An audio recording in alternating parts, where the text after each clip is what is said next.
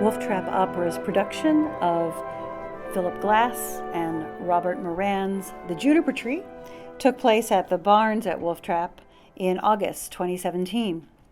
We look at the juniper tree through a timeline, which starts all the way back in 1812, which of course was when the Brothers Grimm published their collection that contained this fairy tale called The Juniper Tree. Fairy tales are not exactly for children, at least they didn't start out that way, and indeed the Brothers Grimm was aiming its message at adults. There's more than I can go into now, obviously, but it's important to understand in the context of this show that there are socioeconomic and class distinctions at play here, and they drive a lot of what happens in the story. The subversion of the Grimm's fairy tales was very intentional. They wanted to see an overhaul of society, and instead of writing a formal manifesto, they chose to write these essential messages into fairy tales, which of course are very, very simple concepts that stand for so much more than they appear to. The class distinctions and tension become very, very important in the show in a way that drives the characters. We'll jump ahead to the year 1937, which is important because both of the composers of this show were born in that year, Philip Glass and Robert Moran, both of whom are celebrating their 80th anniversary birthday year in this year when we are producing this piece in 2017. There they are back in 1984 during the rehearsals for this particular work. It was commissioned originally by the 3rd Street Music School settlement, where Philip Glass's children were studying music. And unfortunately, that commission didn't last very long. It was proposed and then withdrawn fairly quickly. And Philip Glass said to his colleague, Mr. Moran, he says, well, they don't want it. Well, fine. Well, we'll just compose it anyway. And that's exactly what they did. They got their inspiration to write this particular story from a colleague of theirs who's well known, the late Maurice Sendak. And they actually went to him first to write the libretto because they became aware of the juniper tree through a collection of Grimm fairy tales that he had illustrated. He was not able to do so, but he suggested Arthur Yorinks, who became a valued colleague of Philip Glass's. And at the premiere, the New York Times called the juniper tree both charming and chilling. It is a children's opera for thinking children, also known as adults. As I mentioned, Philip Glass said, let's go ahead and compose it anyway.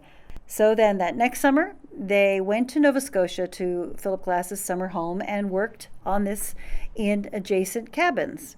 Before they started, they agreed obviously on the instrumentation, on the orchestration, because that had to be common to both of their contributions to the opera. And they actually collaborated in real time on the transitions. But they split the material up. In one good example of how it sort of integrates, the final scene uses a set of variations by Mr. Moran on a theme that Mr. Glass wrote for the 5th scene. On your left are a few examples. If you are listening to this piece or watching our video stream of it, which I'll tell you more about in a minute, you can key into a few things. Philip Glass wrote the very beginning, the first 15 minutes or so are his music. He also wrote the village scene a little more than halfway through when the chorus comes onto the scene, when the villagers are added. And Robert Moran wrote most of the stepmother's scene, at least her very, very big scene, her rage aria. And he also wrote the final scene. So knowing that may help you key into the piece a little bit and give you some idea of how it was split up. It had its ultimate premiere then at the American Repertory Theater that following year in Cambridge, Massachusetts. And the New York Times said of the premiere that this is a particularly grim Grimm. The Grimm tales are famed for the dark hints of ritual and irrationality, but this one is positively primordial. Yet it retains its childlike trappings, its aura of magical innocence and inexorability. And of course, that's largely due to the music that these composers have lavished on this story, that it really does spin itself out in a very magically innocent yet inexorable way. It was released on recording in 2009, and actually that's how we at Wolf Trap became aware of it, and we started to put it on our short list of operas that we might produce one day.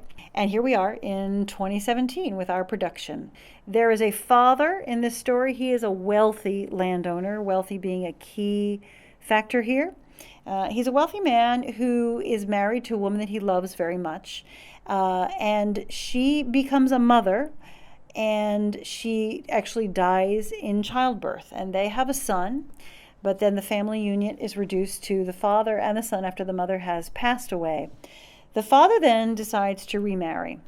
When he does remarry, he has a daughter with his new wife, who now becomes stepmother, of course, to the son.